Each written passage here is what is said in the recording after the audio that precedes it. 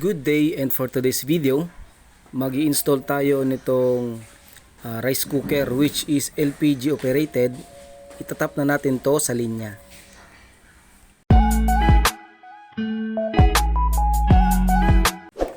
So ito po yung project natin ngayon. Dati nakakonect po ito dito sa maliit. So ang request na lang ni customer, itatap natin sa linya. Anyway, meron na siyang preparation sa ibabaw. Maglalagay na lang tayo ng line pa ibaba. So ayan po yung pipelines. Ayun yung lutuan. So dito tayo magko-connect.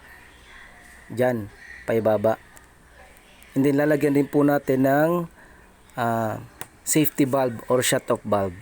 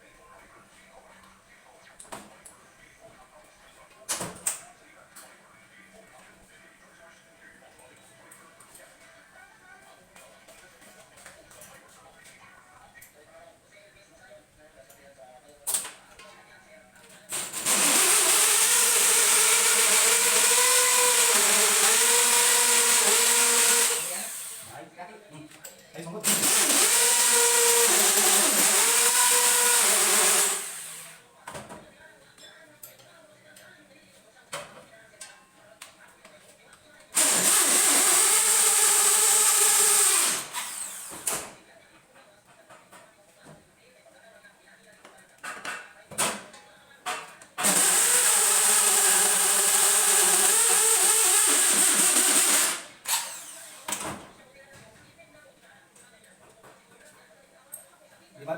Kaning tangki mo na sa gawasan ni. Oo. Ano pa? Tanan. Sa gawasan na. Oh, kabang ka na.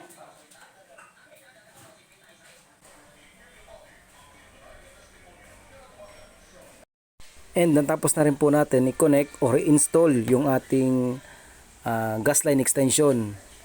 Yung rice cooker nakatap na rin sa linya. So meaning isa na lang yung kanilang connection. Ayan. So kailangan po natin siyang pinturahan ng yellow. Ayan.